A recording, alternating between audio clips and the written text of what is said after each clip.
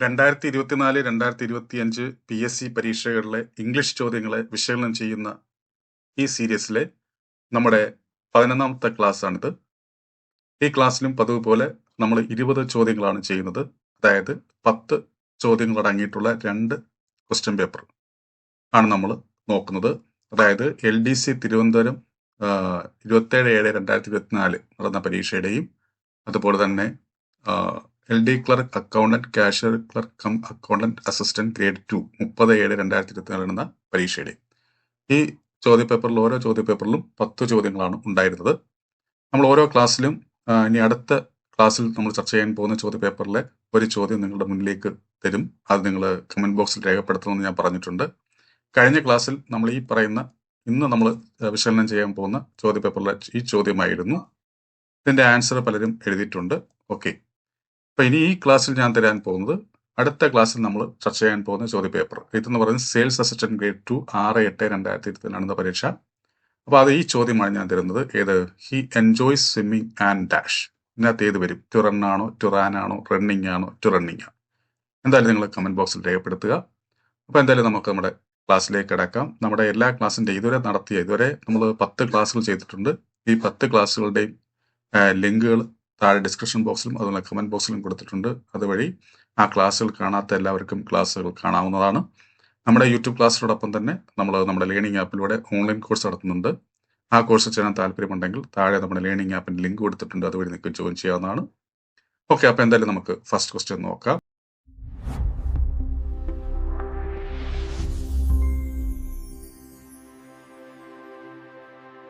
നോക്കുക, ഇതായിരുന്നു ഞാൻ തന്നത്. ഓക്കെ, കഴിഞ്ഞ ക്ലാസ്സിൽ നോക്കുക. The tourist guide along with the tourist dash arrived. അപ്പൊ ഇതെന്ന് പറയുന്നത് എന്തായിരിക്കും? ദ സബ്ജക്ട് വെർബ് എഗ്രിമെന്റ് ആണ്.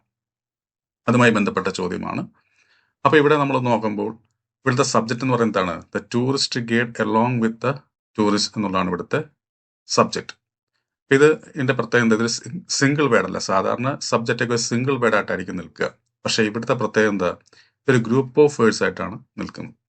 അങ്ങനെ ഗ്രൂപ്പ് ഓഫ് വേർഡ്സ് ആയിട്ട് നിൽക്കുമ്പോൾ അവിടെ ഏതെങ്കിലും തരത്തിൽ പ്രിപ്പോസിഷൻ ഉണ്ടോ എന്ന് നമ്മൾ നോക്കണം. ഇവിടെ നോക്കുമ്പോൾ എലോങ് വിത്ത് ഒരു പ്രിപ്പോസിഷൻ ആണ്. അതേപോലെ ഓഫ് വരാം, ബൈ വരാം, വിത്ത് വരാം, അല്ലെ? അങ്ങനെയൊക്കെയുള്ള പ്രിപ്പോസിഷൻസ് വരും. ആ പ്രിപ്പോസിഷന്റെ മുന്നിൽ വന്നിരിക്കുന്നത് എന്ത്? അതിനെ ആശ്രയിച്ചായിരിക്കണം നമ്മൾ ഇവിടെ എഴുതേണ്ടത്. ഇവിടെ നോക്കുമ്പോൾ എലോങ് വിത്തിന് മുമ്പ് വന്നിരിക്കുന്നതാണ് ദ ടൂറിസ്റ്റ് ഗൈഡ് എന്നുള്ളതാണ്. അത് എത്ര പേരുണ്ട്? ഒരാളല്ല ഉള്ളൂ.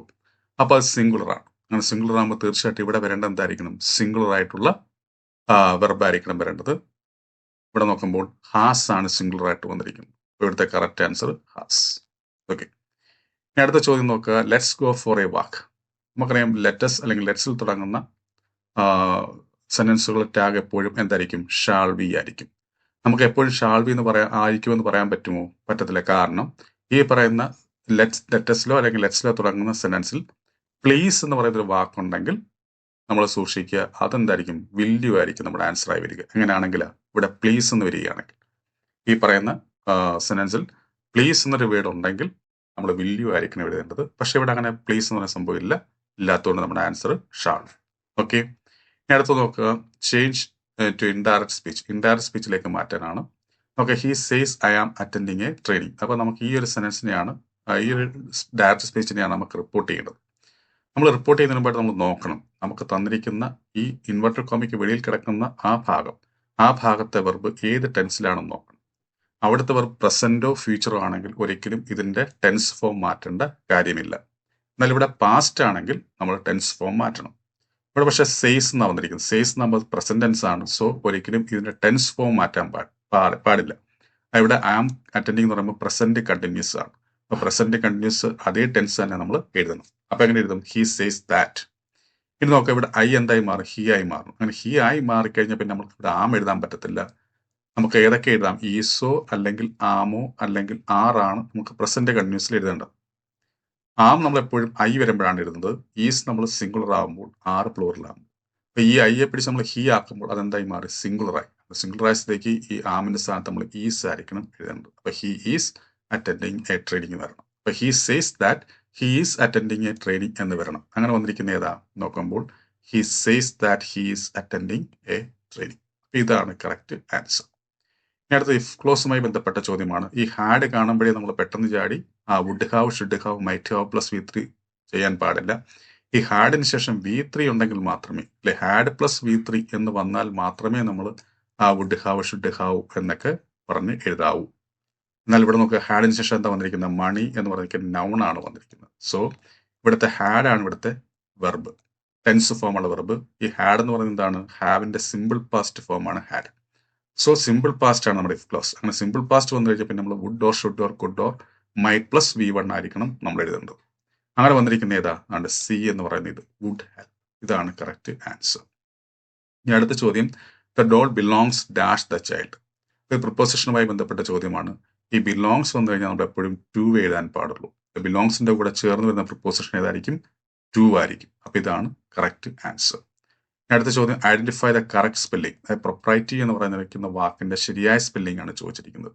പ്രൊപ്രൈറ്റി എന്ന് ചേർത്ത് എന്താ? മര്യാദ, ഔചിത്യം എന്നൊക്കെയാണ്, അല്ലെങ്കിൽ ഡെക്കോറം എന്നൊക്കെയാണ്. അപ്പൊ അങ്ങനെ ആകുമ്പോൾ ഇവിടെ പ്രൊപ്രൈറ്റിയുടെ കറക്റ്റ് സ്പെല്ലിംഗ് ഏതാണ്? ഈ ഡി എന്ന് പറയുന്ന ഇതാണ് correct answer. Okay, PROPRIETY, propriety. ഇനി അടുത്ത ചോദ്യം നോക്കാം, the idiom bone of contention. ഇത് PSC പലതവണ ആവർത്തിച്ചിട്ടുള്ളതാണ്, അല്ലെ? ഇംഗ്ലീഷ് ഭാഗത്തിലെ എല്ലാ ക്വസ്റ്റ്യൻസ് നമുക്ക് ചെയ്യണം. നമ്മൾ ഇതുപോലെ പ്രീവിയസ് ക്വസ്റ്റ്യൻസ് എപ്പോഴും വർക്ക്ഔട്ട് ചെയ്തുകൊണ്ടിരുന്നാൽ മതി. മിക്കവാറുള്ള പ്രീവിയസ് ക്വസ്റ്റ്യൻസ് എന്നൊക്കെ പറയുന്നത് നമുക്കറിയാം റിപ്പീറ്റഡ് ആണ് പലതും. അത് 2-3 വൊക്കാബുലറിയുമായി ബന്ധപ്പെട്ട 2-3 ക്വസ്റ്റ്യൻസ് ഒക്കെ ഉള്ളൂ അത്തരത്തിൽ എന്തെങ്കിലും വ്യത്യാസം വരുന്നത്. ബാക്കി 10-7 ചോദ്യങ്ങളും പലതും ആവർത്തിച്ചതാണ്. ഈ പ്രൊപ്രൈറ്റി തന്നെ ആവർത്തിച്ചാണ്, ഈ ബിലോങ്സ് ടു വെച്ച് ആവർത്തിച്ചാണ്, നമ്മളിപ്പം ഡിസ്കസ് ചെയ്ത മിക്കവാറുള്ള ക്വസ്റ്റ്യൻസ് എല്ലാം PSC നേരത്തെ ചോദിച്ചിട്ടുള്ളതാണ്. ഓക്കെ, അപ്പൊ ബോൺ ഓഫ് കണ്ടൻഷൻ എന്താണ്? ബോൺ ഓഫ് കണ്ടൻഷൻ കൊണ്ട് ഉദ്ദേശിക്കുന്നത് സബ്ജക്ട് ഓഫ് ഡിസ്പ്യൂട്ട് ആണ്. ഇതാണ് കറക്റ്റ് ആൻസർ. ഓക്കെ, ഇനി നമ്മൾ കളക്റ്റീവ് നൗൺ. ഇതും എത്രയോ പ്രാവശ്യം PSC ചോദിച്ചിട്ടുണ്ട്. വോൾസുമായി ബന്ധപ്പെട്ട് വരുന്ന ഏതായിരിക്കും കളക്റ്റീവ് നൗൺ? പാക്ക് ആയിരിക്കും. പാക്ക് ഓഫ് വോൾസ് ആണ് പറയുക. പ്രൈഡ് എന്ന് പറയുന്നതായിരിക്കും പ്രൈഡ് ഓഫ് ലയൺസ്. ലയൺസുമായി ബന്ധപ്പെട്ട് പറയുമ്പോൾ പ്രൈഡ്. ഫ്ലോക്ക് ഓഫ് ഷീപ്പുമായി ബന്ധപ്പെട്ട് വരുമ്പോൾ ഫ്ലോക്ക്. ഹെഡ് ഓഫ് ബഫലോസ് അല്ലെങ്കിൽ ഹെഡ് ഓഫ് എലിഫൻസ് എന്നൊക്കെ പറയുമ്പോൾ അങ്ങനെ ആ തരത്തിൽ വരുന്ന സമയത്ത് നമ്മൾ ഹെഡ് ആയിരിക്കണം ഉപയോഗിക്കേണ്ടത്. അപ്പൊ ഇവിടെ എ പാക്ക് ഓഫ് ഫൂൾസ് എന്നുള്ളതാണ് കറക്റ്റ് ആൻസർ. അടുത്ത ചോദ്യം, ഐഡന്റിഫൈ ദ സിനോണിം ഫോർ അമെൻമെന്റ്. അമെൻമെന്റ് എന്ന് പറയുന്ന വാക്കിന്റെ സിനോണിം ആണ് ചോദിച്ചിരിക്കുന്നത്. എന്താണ് അമെൻമെന്റ്? ഭേദഗതി എന്നാണ് അർത്ഥം. അപ്പൊ എന്തായിരിക്കും ഇവിടെ? റിലക്റ്റന്റ് അല്ലെങ്കിൽ ഹെസിസ്റ്റന്റ് എന്ന് ചേർത്ത് എന്താ? മടിക്കുക, നീരസം കാണിക്കുക എന്നൊക്കെ അർത്ഥത്തിലാണ് ഇതിന്റെയൊക്കെ അർത്ഥം. വേഴ്സ് നമുക്കറിയാമല്ലോ, ഒത്തിരിയും കൂടെ കുഴപ്പത്തിലേക്ക് പോവുക, മോശമാക്കുക എന്നാണ് വേഴ്സിൻ കൊണ്ട് ഉദ്ദേശിക്കുന്നത്. അപ്പൊ അമെൻമെന്റ് ശരിയായിട്ടുള്ള ആൻസർ ഏതാണ്? മോഡിഫിക്കേഷൻ ആണ്. ഇതാണ് കറക്റ്റ് ആൻസർ. ഓക്കെ, ഇനി അടുത്തത് എന്താണ്? Identify the antonym for deficit. Deficit എന്ന് പറയുന്ന വാക്കിന്റെ ആന്റോണിം എഴുതാനാണ് ചോദിച്ചിരിക്കുന്നത്. അത് ഓപ്പോസിറ്റ് ആണ്. ഡെഫിസിറ്റ് എന്ന് വെച്ചാൽ കുറവ്. അപ്പം സർപ്ലസ് ആണ് ശരിയായിട്ടുള്ള ആൻസർ. സ്മഡ്ജ് എന്ന് പറയുന്നത് എന്താ? നമ്മൾ ഏതെങ്കിലും തരത്തിൽ എവിടെയെങ്കിലും ഏതെങ്കിലും പ്രതലത്തിൽ ഉരയ്ക്കുമ്പോൾ ഉണ്ടാകുന്ന ആ മാർക്ക് ഉണ്ടല്ലോ, ഏതൊരു അടയാളം, അത് ഞങ്ങൾ സ്മഡ്ജ് എന്ന് പറയുന്നത്. റിപ്രൈസ് എന്ന് വെച്ചാൽ എന്താ? ആവർത്തനം, അർത്ഥമല്ല, ആവർത്തിക്കാനാണ് റിപ്രൈസ് കൊണ്ട് ഉദ്ദേശിക്കുന്നത്. സിപ്പറ്റ് എന്ന് പറയുമ്പോൾ എന്തായിരിക്കും? ടോസ്റ്റ് ചെയ്ത അല്ലെങ്കിൽ റോസ്റ്റ് ചെയ്ത ഏതെങ്കിലും ഒരു കഷ്ണം ബ്രെഡിനെയാണ് നമ്മൾ സിപ്പറ്റ് എന്ന് വിളിക്കുന്നത്. അപ്പൊ ഈ 10 ചോദ്യങ്ങളാണ് ഈ പറയുന്ന LDC വേരിയസ് തിരുവനന്തപുരം 27/7/2000 നടന്ന പരീക്ഷയിൽ ഉണ്ടായിരുന്ന ചോദ്യങ്ങൾ. ഇനി അടുത്തായി നമ്മൾ പോകുന്നത് ഞാൻ നേരത്തെ പറഞ്ഞതുപോലെ LD clerk, account cashier, clerk account and assistant, grade 2. Okay, 30/7/2020 നടന്ന പരീക്ഷ. മത്സര പരീക്ഷകളിൽ ഇംഗ്ലീഷ് ആണോ നിങ്ങളെ കുഴപ്പിക്കുന്നത്? എന്നാൽ ഇനി ആ ടെൻഷൻ വേണ്ട. ഇപ്പോൾ തന്നെ രഞ്ജിത്ത് ഇംഗ്ലീഷ് എന്ന ലേണിംഗ് ആപ്പ് ഡൗൺലോഡ് ചെയ്യൂ. Kerala PSC, SSC, UPSC, bank തുടങ്ങിയ എല്ലാ പരീക്ഷകൾക്കുമായിട്ടുള്ള ലൈവ് ആൻഡ് റെക്കോർഡഡ് ക്ലാസുകൾ ലഭ്യമാണ്. Ranjith English makes you smart in English. നോക്കാനത്തെ ഫസ്റ്റ് ക്വസ്റ്റ്യൻ നമുക്ക് നോക്കാം. fill in the blanks suitably using the appropriate clause. Okay, she dash the examination if she had studied well. If ക്ലോസുമായി ബന്ധപ്പെട്ട ചോദ്യമാണ് ഇവിടെ. പക്ഷേ ഹാഡ് ഉണ്ട്, അതിനുശേഷം എന്തുണ്ട്? V3 ഉണ്ട്. ഹാഡ് പ്ലസ് V3 വന്നു കഴിഞ്ഞാൽ നമുക്കിവിടെ എന്ത് ഉപയോഗിക്കാം? Would have, should have, might have plus V3 എന്ന രീതിയിൽ നമുക്ക് ഉപയോഗിക്കാം. അങ്ങനെ വന്നിരിക്കുന്ന ഇവിടെ നോക്കുമ്പോൾ വുഡ് ഹാവ് പാസ്റ്റ്. ഇതാണ് കറക്റ്റ് ആൻസർ. ഇനി അടുത്ത് നോക്കാം, he has hardly any money. അപ്പോൾ മനസ്സിലാക്കേണ്ട കാര്യം, ഇത് ക്വസ്റ്റ്യൻ ടാഗ് എഴുതാനാണ് ചോദിച്ചിരിക്കുന്നത്. അപ്പൊ ഹാസ് ഓർ ഹാവ്, അല്ലെ? ഹാസ് ഓർ ഹാവ് നമ്മൾ എന്തിനാ ഉപയോഗിക്കുന്നത്? ഉടമസ്ഥതയെ സൂചിപ്പിക്കാനാണ്. ഐ ഹാവ് എ പെൻ, എനിക്കൊരു പേനയുണ്ട്. ഹി ഹാസ് എ കാർ, അവനൊരു കാർ ഉണ്ട് എന്ന രീതിയിലാണ് നമ്മൾ ഹാസ് പൊതുവെ ഉപയോഗിക്കുക. എന്നാൽ ഹാസിനും ഹാവിനും ആരർത്ഥം മാത്രമാണോ ഉള്ളത്? അല്ല. കുടിക്കുക എന്നൊരർത്ഥമുണ്ട്, അല്ലെ? കഴിക്കുക എന്നർത്ഥമുണ്ട്, അനുഭവിക്കുക എന്നൊരർത്ഥമുണ്ട്, അല്ലെ? അപ്പൊ സ്വന്തമാക്കുക എന്നൊരർത്ഥമുണ്ട്, എടുക്കുക എന്നൊരർത്ഥമുണ്ട്. അങ്ങനെ പല പല അർത്ഥങ്ങൾ എന്തിനുണ്ട്? ഹാസിനുണ്ട്, അല്ലെങ്കിൽ ഹാവിനുണ്ട്. കാരണം ഹാവിന്റെ ഹാവ് പ്ലൂറലും ഹാസ് സിംഗുലറുമാണ്. പ്ലൂറലും സിംഗുലർ ആയാലും അർത്ഥം സെയിം തന്നെയാണ്, വെർബുമായി ബന്ധപ്പെട്ട് നമ്മൾ നോക്കുമ്പോൾ. അപ്പം നമ്മൾ മനസ്സിലാക്കേണ്ട കാര്യം ഹാസ്, ഹാവ് അല്ലെങ്കിൽ ഹാഡ്, ഇതിനൊക്കെ അതിന്റെ പ്രൈമറി ആയിട്ടുള്ള അർത്ഥം എന്ന് പറയുന്നത് ഉടമസ്ഥയെ സൂചിപ്പിക്കാനാണ്, ഉണ്ട് എന്ന് പറയാൻ വേണ്ടി.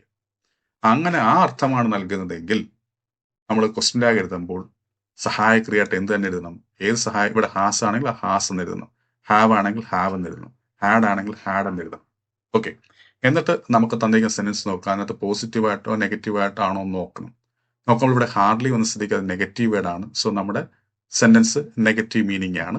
അപ്പൊ അങ്ങനെ ആകുമ്പോൾ നമ്മുടെ ടാഗ് പോസിറ്റീവ് ആക്കണം. അപ്പൊ ഹാസിന്റെ കൂടെ നമ്മൾ ഇൻറ്റ് ചേർക്കാൻ പാടില്ല, നമുക്ക് ഹാസ് ഹി എന്നായിരിക്കണം എഴുതേണ്ടത്. ഇതാണ് എൻ്റെ ശരിയായിട്ടുള്ള ആൻസർ. ഇത് ഞാൻ നേരത്തെ പറഞ്ഞു എന്താണ്, ഇതേപോലെ ഉടമസ്ഥതയെ സൂചിപ്പിക്കുന്ന അപ്പുറം പല പല അർത്ഥങ്ങളുണ്ട്. ഏതൊക്കെ? ഉദാഹരണത്തിന് കഴിക്കുക, കുടിക്കുക, എടുക്കുക, അനുഭവിക്കുക, അങ്ങനെ ഒരു അർത്ഥമാണ് തരുന്നതെങ്കിൽ നമ്മൾ ഈ പറയുന്ന ഹാസിനെ ഹാവിനെ നമ്മൾ സ്പ്ലിറ്റ് ചെയ്യണം. എന്തിനു വേണ്ടിയാ? സഹായക്രിയ കണ്ടെത്താൻ പറ്റി. ഹാവ് എന്നാണെങ്കിൽ അവിടുത്തെ സഹായക്രിയ ഏതായിരിക്കും? ഡു ആയിരിക്കും. ഡു പ്ലസ് ഹാവ് ആണ് ഹാവ്. ഓക്കെ, അതേപോലെ ഡസ് പ്ലസ് ഹാവ് ആണ് ഹാസ്. ഡസ് പ്ലസ് ഹാവ് ആണ് എന്ത്? ഹാസ് എന്ന് പറയുന്നത്.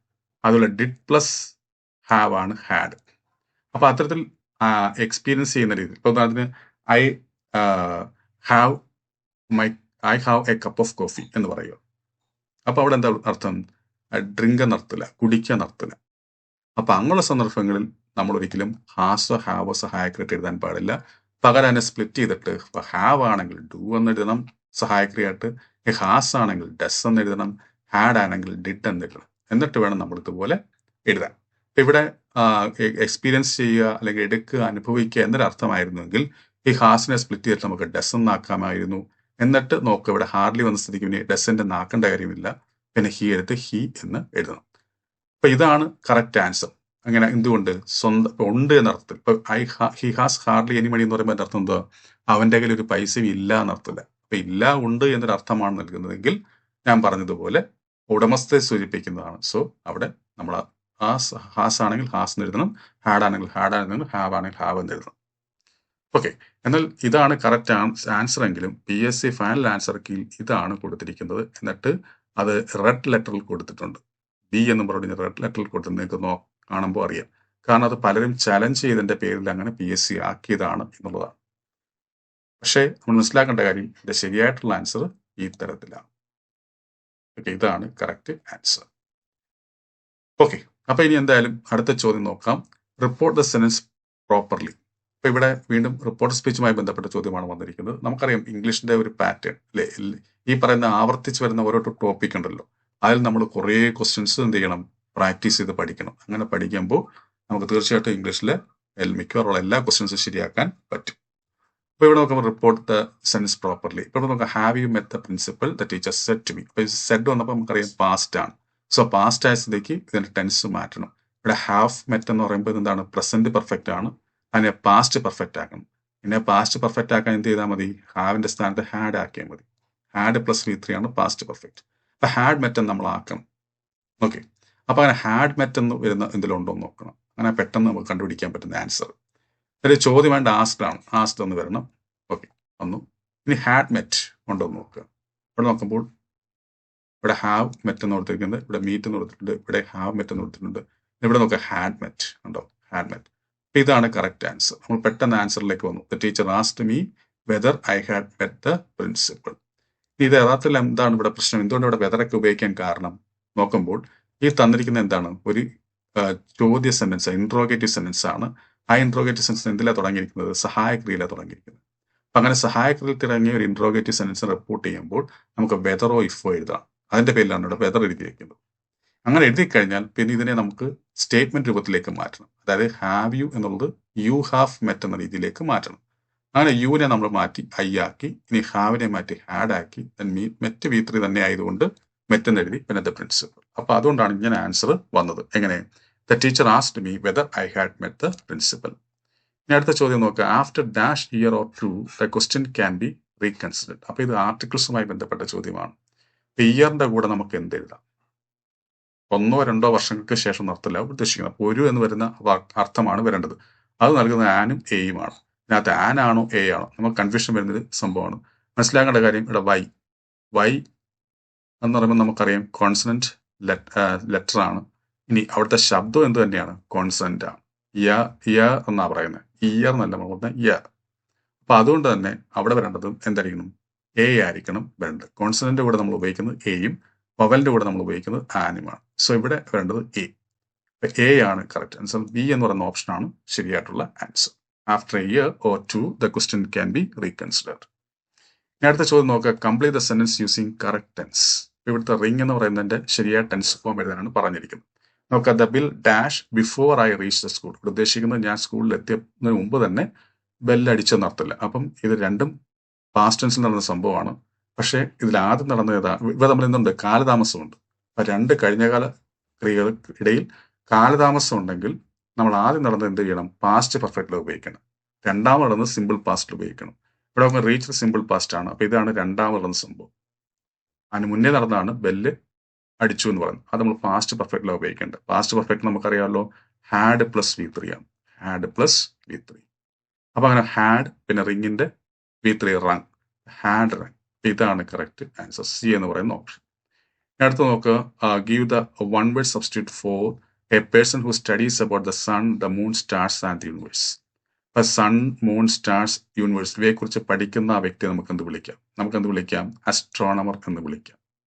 എന്നാൽ ഈ സൂര്യന്റെയും ചന്ദ്രന്റെയും നക്ഷത്രങ്ങളുടെയും ഒക്കെ സ്ഥാനം വെച്ച് മറ്റൊരാളുടെ ഭാവി പ്രവചിക്കുന്ന ആൾക്കാരെ നമുക്കെന്ത് വിളിക്കാം? അസ്ട്രോളജർ അല്ലെങ്കിൽ അസ്ട്രോളജിസ്റ്റ് എന്ന് വിളിക്കാം. ഓക്കെ. ഇവിടെ പക്ഷെ പ്രവചനമല്ല, സ്റ്റഡി ചെയ്യുകയാണ്. അപ്പൊ അതുകൊണ്ട് നമുക്ക് സി, അസ്ട്രോണമർ. ഈ കോബ്ലർ നമുക്കറിയാമല്ലോ, ചെരുപ്പ്, ഷൂ ഒക്കെ റിപ്പയർ ചെയ്യുന്ന ആളെ നമ്മൾ കോബ്ലർ എന്ന് പറയും. One who repairs shoes, chappals etcetera, അതാണ് കോബ്ലർ. ഓക്കെ. ഇനി നോക്കുക. Fill in the blank with the opposite of the underline word. അത് സ്വാലി, ലുക്ക്, ചിയർഫുൾ. ചിയർഫുൾ എന്ന് പറയുന്ന വാക്കിന്റെ ഓപ്പോസിറ്റ് ആണ് എഴുതുന്നത്. ചിയർഫുൾ എന്ന് ചേർത്തുന്നത് സന്തോഷമുള്ള എന്നർത്ഥമില്ല. അതേ അർത്ഥം നൽകുന്നതാണ് ഹാപ്പിയും ജോയസും കണ്ടന്റ്. എന്നാൽ അതിന്റെ ഓപ്പോസിറ്റ് വിഷമം, ദുഃഖം എന്ന് പറയുന്നത് ഗ്ലൂമി. ഇതാണ് കറക്റ്റ് ആൻസർ. അടുത്ത ചോദ്യം. What is the apt synonym for the word underline? അത് വീക്ക് എന്ന് പറയുന്ന വാക്കിന് അതേ അർത്ഥം നൽകുന്ന സിനോണിം ഏതാണ്? വീക്ക് എന്ന് ചേർത്തുന്നത് ദുർബലമായ. അപ്പൊ ദുർബലമായ എന്ന് അർത്ഥം നൽകുന്ന ഏതാ? ഇതൊരു സ്മാർട്ട് വരില്ല, വിക്കട് വരത്തില്ല. വിക്കട് എന്ന് വെച്ചാൽ ഈ പറയുന്നില്ല കുതന്ത്രമൊക്കെ ഉള്ള അതിന് വിക്കട് എന്ന് പറയുന്നത്. അമേബിൾ എന്ന് വെച്ചാൽ എന്താ? സോഷ്യബിൾ എന്നർത്ഥം. അമേബിളും ഉണ്ട്, അമിക്കബിളും ഉണ്ട്. അമിക്കബിൾ എന്ന് വെച്ചാൽ ഫ്രണ്ട്ലി, അമേബിൾ എന്ന് വെച്ച് കഴിഞ്ഞാൽ സോഷ്യബിൾ. ഓക്കെ. അപ്പൊ ഇവിടെ വീക്കിന്റെ അതേ അർത്ഥം നൽകുന്ന ഏതാണ്? ഫീബിൾ ആണ്. ഇതാണ് കറക്റ്റ് ആൻസർ. അടുത്ത ചോദ്യം നോക്കുക. Choose the correctly spelled word to complete sentence. If you dash money you will quit the business. അതായത് നിങ്ങൾക്ക് പണം നഷ്ടപ്പെടുകയാണെങ്കിൽ നിങ്ങൾ എന്ത് ചെയ്യും? ബിസിനസ് നിങ്ങൾ ഒഴിഞ്ഞു മാറി ക്വിറ്റ് ചെയ്യുന്നു. അത് വിടുമെന്ന് അർത്ഥമില്ല. അപ്പൊ നഷ്ടപ്പെടുക എന്നർത്ഥം വരുന്നത് ഏതായിരിക്കും? നോക്കുക. ലോസ് ആണ്. ആ ലോസ് എന്ന് പറയുമ്പോൾ ഏത് വരും? ഈ ലോസ് ആണോ ഈ ലോസ് ആണ്? ഈ ലോസിന്റെ പ്രത്യേകത എന്താ? നഷ്ടം എന്നുള്ള നൗൺ ഫോം ആണ്. എന്നാൽ LOSE എന്ന് പറയുമ്പോൾ എന്തായിരിക്കും? അത് വെർബ് ഫോം ആണ്. ഇവിടെ വെർബ് ഫോം ആണ് നമുക്ക് വേണ്ടുന്നത്. സോ ഇതാണ് കറക്റ്റ് ആൻസർ. ഓക്കെ. ഈ ലോസ്റ്റ് എന്ന് പറയുമ്പോൾ എന്തായിരിക്കും? ഇതിന്റെ V2 ഫോമും അല്ലെങ്കിൽ V3 ഫോമായിട്ട് നമുക്ക് എടുക്കാം. ലൂസ് എന്ന് പറയുമ്പോൾ നമുക്ക് അയഞ്ഞതെന്ന് അർത്ഥമില്ല. ഓക്കെ. അപ്പൊ ഇവിടുത്തെ കറക്റ്റ് ആൻസർ ഡി എന്ന് പറയുന്ന ഓപ്ഷനാണ്. ഓക്കെ. ഡി എന്ന് പറയുന്ന ഓപ്ഷനാണ് ഇവിടുത്തെ ശരിയായിട്ടുള്ള ആൻസർ. അപ്പൊ ഇതെന്താണ്? വേർഡ്സ് ഓഫൺ കൺഫ്യൂസ്ഡ് എന്ന് പറയുന്ന ടോപ്പിക്കിൽ നിന്നുള്ള ചോദ്യമാണ്. ഇനി നമ്മുടെ ഈ പറയുന്ന രണ്ടാമത്തെ ക്വസ്റ്റ്യൻ പേപ്പറിലെ ഏറ്റവും അവസാനത്തെ ചോദ്യം, നമ്മുടെ ഈ ക്ലാസ്സിലെ 20ാമത്തെ ചോദ്യം. നോക്കുക. Pick out the correct sentence with the right phrasal verb for the underline word. The doctor advised me to abandon smoking. അത് അബാൻഡൻ എന്ന് പറയുന്ന വാക്കിന്റെ അതേ അർത്ഥം നൽകുന്ന ഫ്രേസൽ വെർബ് എടുത്ത് ഏതാണെന്ന് പറയുന്നത്. നമുക്കറിയാം അബാൻഡൻ എന്ന് വെച്ചാൽ എന്താ? ഉപേക്ഷിക്കാൻ അർത്ഥമില്ല. ഉപേക്ഷിക്കാൻ എന്ന് പറയുമ്പോൾ ഗീവ് അപ്പ് ആണ് വരേണ്ടത്. അപ്പൊ അങ്ങനെ ഗീവ് അപ്പ് എന്ന് നിൽക്കുന്നത് നമുക്ക് ഗീവ് അപ്പ്. ഇതാണ് correct answer. To give up. C ആണ് ശരിയായിട്ടുള്ള ആൻസർ. ഇനി ഗീവ് അവേ എന്ന് ചേർത്ത് എന്താ? ഡിസ്ട്രിബ്യൂട്ട് എന്നർത്ഥമില്ല, വിതരണം ചെയ്യുക, ഗീവ് അവേ. കാൾ ഓഫ് എന്ന് ചേർത്ത് ക്യാൻസൽ. പുട്ട് ഔട്ട് എന്ന് ചേർത്ത് നടത്തുന്നത് എക്സ്റ്റിങ്ക്വിഷ്, തീ അണയ്ക്കുന്നതിന് നമ്മൾ പുട്ട് ഔട്ട് എന്ന് പറയും. ഇതൊക്കെ PSC എത്രയോ പ്രാവശ്യം ചോദിച്ചിട്ടുള്ള ഫ്രേസൽ വെർബാണ്. ഇപ്പൊ സ്ഥിരമായി ചോദിക്കുന്ന ഫ്രേസൽ വെർബ്, സ്ഥിരമായി ചോദിക്കുന്ന ഇഡിയംസ്, സ്ഥിരമായി ചോദിക്കുന്ന സിനോണിംസ്, സ്ഥിരമായി ചോദിക്കുന്ന ആന്റോണിംസ്, അതുപോലെ സ്ഥിരമായി ചോദിക്കുന്ന ഗ്രാമർ ക്വസ്റ്റ്യൻസ്, അങ്ങനെയുള്ള അതേ ടൈപ്പ് ക്വസ്റ്റ്യൻസ് ഒക്കെ നമ്മൾ കുറേ വർക്കൗട്ട് ചെയ്ത് പഠിക്കണം. ആ ഒരു ഉദ്ദേശത്തോടു കൂടി തന്നെയാണ് നമ്മൾ ഈ പറഞ്ഞ 2024 2025 ചോദ്യപേപ്പർ വിശകലനം ചെയ്യുന്നത്. ഈ 2024 2025 ചോദ്യപേപ്പർ വിശകലനം ചെയ്തുള്ള ഗുണമെന്ന് വെച്ച് കഴിഞ്ഞാൽ നമ്മൾ ഈ പറഞ്ഞതുപോലെ റിപ്പീറ്റഡ് ആയിട്ടുള്ള ക്വസ്റ്റ്യൻസും അതുപോലെ തന്നെ കുറെ പുതുമകൾ വന്ന കാലഘട്ടവുമാണിത് 2024 2025 എന്ന് പറയുന്നത്. അപ്പൊ അങ്ങനെയുള്ള പുതുമയുള്ള ലേറ്റസ്റ്റ് ആയിട്ടുള്ള ക്വസ്റ്റ്യൻസ് നമുക്ക് കവർ ചെയ്യാൻ പറ്റും. ഓക്കെ, അതുകൊണ്ട് തന്നെ നമ്മുടെ ഈ ക്ലാസ് ആദ്യമായി കാണുന്ന ആരെങ്കിലും ഉണ്ടെങ്കിൽ ഇനി നമ്മൾ ചെയ്യാൻ പോകുന്ന ക്ലാസ്സുകളെല്ലാം ലഭിക്കാൻ വേണ്ടി താഴെ കാണുന്ന സബ്സ്ക്രൈബ് ബട്ടൺ ക്ലിക്ക് ചെയ്ത് ചാനൽ സബ്സ്ക്രൈബ് ചെയ്യുക. അടുത്ത ക്ലാസ്സിലേക്കുള്ള ചോദ്യപേപ്പറാണിത്. ആ ചോദ്യപേപ്പറിൽ ഒരു ചോദ്യമാണ് ഞാനിപ്പോൾ നിങ്ങൾക്ക് തന്നിട്ടുള്ളത്. ആദ്യം തന്നെ തന്നു. ഇതിന്റെ ആൻസറും കൂടെ നിങ്ങൾ കമന്റ് ബോക്സിൽ രേഖപ്പെടുത്തണം. ഓക്കെ, നമ്മുടെ യൂട്യൂബ് ക്ലാസ്സിനോടൊപ്പം തന്നെ നമ്മൾ നമ്മുടെ ലേണിംഗ് ആപ്പിലൂടെ ഓൺലൈൻ കോഴ്സ് നടക്കുന്നുണ്ട്. ആ കോഴ്സ് ചെയ്യാൻ താല്പര്യമുണ്ടെങ്കിൽ താഴെ നമ്മുടെ ലേണിംഗ് ആപ്പിന്റെ ലിങ്ക് കൊടുത്തിട്ടുണ്ട്. അതുവഴി നിങ്ങൾക്ക് ജോയിൻ ചെയ്യാവുന്നതാണ്. അപ്പൊ എല്ലാവർക്കും നല്ലൊരു വിജയം ആശംസിച്ചുകൊണ്ട് നിർത്തുന്നു. നന്ദി, നമസ്കാരം. മത്സര പരീക്ഷകളിൽ ഇംഗ്ലീഷ് ആണോ നിങ്ങളെ കുഴപ്പിക്കുന്നത്? എന്നാൽ ഇനി ആ ടെൻഷൻ വേണ്ട. ഇപ്പോൾ തന്നെ രഞ്ജിത്ത് ഇംഗ്ലീഷ് എന്ന ലേണിംഗ് ആപ്പ് ഡൗൺലോഡ് ചെയ്യൂ. Kerala PSC, SSC, UPSC, bank തുടങ്ങിയ എല്ലാ പരീക്ഷകൾക്കുമായിട്ടുള്ള ലൈവ് ആൻഡ് റെക്കോർഡഡ് ക്ലാസുകൾ ലഭ്യമാണ്. Ranjith English makes you smart in English.